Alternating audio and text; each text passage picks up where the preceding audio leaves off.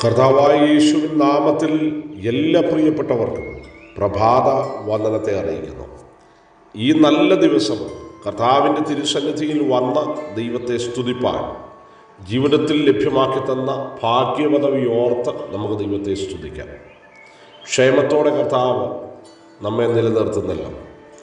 ഇന്നൊരു നല്ല ചിന്തയ്ക്ക് ആധാരമായി 2 കൊരിന്ത്യർ ലേഖനം 4-ാം അധ്യായം 6-ാം വാക്യം, ഇരുട്ടിൽ നിന്ന് വെളിച്ചം പ്രകാശിക്കണമെന്ന് അരുളി ചെയ്ത ദൈവം യേശുക്രിസ്തുവിൻ്റെ മുഖത്തിലുള്ള ദൈവതേജസ്സിൻ്റെ പരിജ്ഞാനം വിളങ്ങിക്കേണ്ടതിന് ഞങ്ങളുടെ ഹൃദയങ്ങളിൽ പ്രകാശിച്ചിരിക്കുന്നു.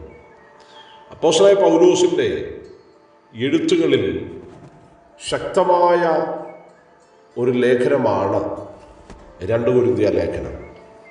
ദൈവസഭയെ ക്രിസ്തുവിൻ്റെ പരിജ്ഞാനത്തിൽ ഉറപ്പിക്കാൻ ദൈവനിയോഗം പ്രാപിച്ച ദൈവദാസനായിരുന്നു അപ്പോസ്തലനായ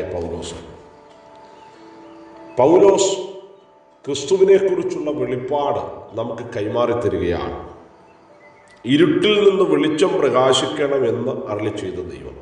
ആ പദത്തിന് വളരെ പ്രാധാന്യമുണ്ട്. അതാണ് ഇന്നിൻ്റെ ദൂതായി ദൈവം കൈമാറിയിരിക്കുന്നത്. ഇരുട്ടിൽ നിന്നാണ് വെളിച്ചം പ്രകാശിക്കേണ്ടത്. പ്രകാശത്തിൻ്റെ വലിപ്പം അറിയണമെങ്കിൽ ഇരുട്ടിൽ പ്രകാശിച്ചെങ്കിൽ മാത്രമേ മനസ്സിലാകുകയുള്ളൂ. പ്രിയപ്പെട്ടവരെ, വെളിച്ചത്തിൽ നിന്നുകൊണ്ട് ഒരു പ്രകാശത്തിന് അധികം അതിൻ്റെ ശോഭ പുറത്തു കൊണ്ടുവരുവാൻ കഴിയുകയില്ല. എന്നാൽ ഇരുട്ടിലാണെങ്കിൽ അതിന് ശോഭ കൂടുക തന്നെ ചെയ്യും.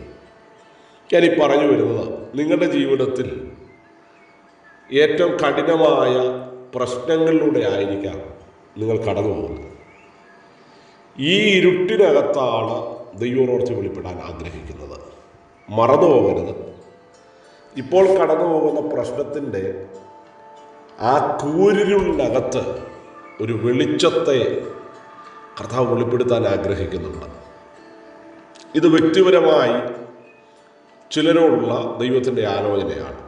കർത്താവേ, എന്തുകൊണ്ടാണ് ഞങ്ങൾ ഈ വല്ലാത്ത ഇരുട്ടിലായിരിക്കുന്നത്? വഴികൾ അടയപ്പെട്ടവർ ഇന്ന് ഈ സന്ദേശം കേൾക്കുന്നുണ്ട്. ഭാവിയെക്കുറിച്ച് ആശങ്കപ്പെടുന്നവർ ഈ സന്ദേശം കേൾക്കുന്നുണ്ട്.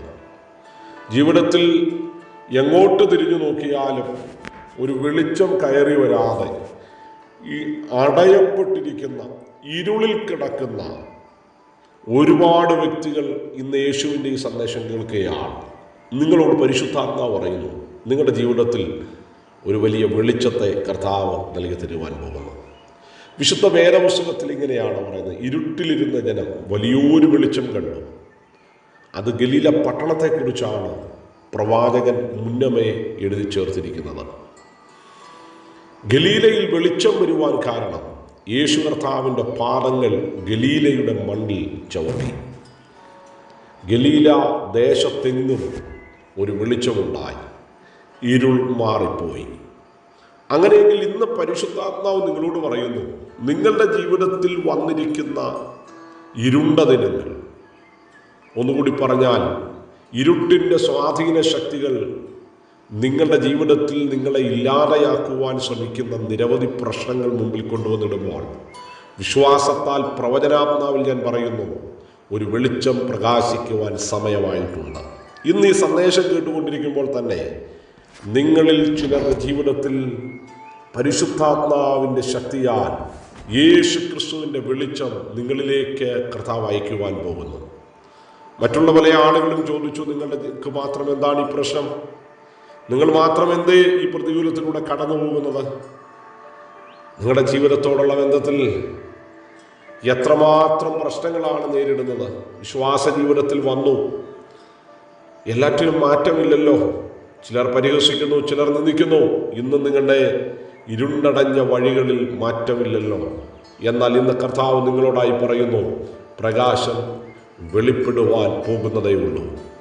പ്രകാശം വരണമെങ്കിൽ സൂര്യൻ്റെ ശക്തി എപ്പോൾ പുറത്തു വരുന്നോ അവിടെയാണ് പ്രഭാതത്തിൽ വെളിച്ചം വരുന്നത്. അങ്ങനെയെങ്കിൽ ഇന്ന് നിങ്ങൾ വിശ്വസിക്കുക, കർത്താവിൻ്റെ ശക്തി നിങ്ങളുടെ ജീവിതത്തിലേക്ക് വരുമ്പോൾ നിങ്ങളുടെ പ്രശ്നങ്ങളെല്ലാം അകറ്റിയിട്ട് കർത്താവ് ഒരു വലിയ ജയത്തെ അയക്കുവാൻ ആഗ്രഹിക്കുന്നുണ്ട്.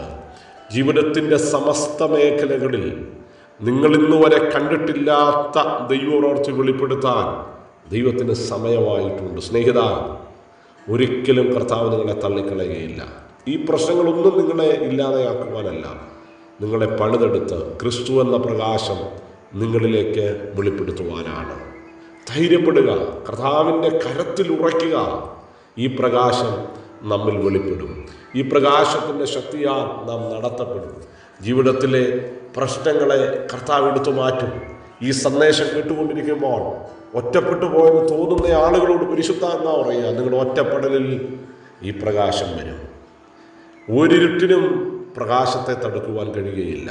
അങ്ങനെയെങ്കിൽ ഇരുട്ടിൽ നിന്ന് പ്രകാശം പുറത്തു വരും. അന്ധകാരത്തിൽ നിന്ന് അത്ഭുത പ്രകാശത്തിലേക്ക് വിളിച്ചിരിക്കുന്ന ക്രിസ്തുവിൻ്റെ സദ്ഗുണങ്ങളെ ഘോഷിക്കാൻ പരിശുദ്ധാത്മാവ് നിങ്ങളുടെ ജീവിതത്തിൽ ഇടവരുത്തട്ടെ. ഇത് നിങ്ങളുടെ ജീവിതത്തിൽ ഇരുട്ടിൻ്റെ ദിവസമല്ല, ഇത് പരിശുദ്ധാത്മാവിൻ്റെയും ദൈവകൃപയുടെയും വെളിച്ചത്തിൻ്റെയും ദിവസമത്രേ. ഉറയ്ക്കാം, കർത്താവിൻ്റെ സാന്നിധ്യത്തിൽ മറയാം. ഈ വചനങ്ങളാൽ കർത്താവ് നിങ്ങളെ സമൃദ്ധമായി അനുഗ്രഹിക്കട്ടെ. God bless you. Amen, amen.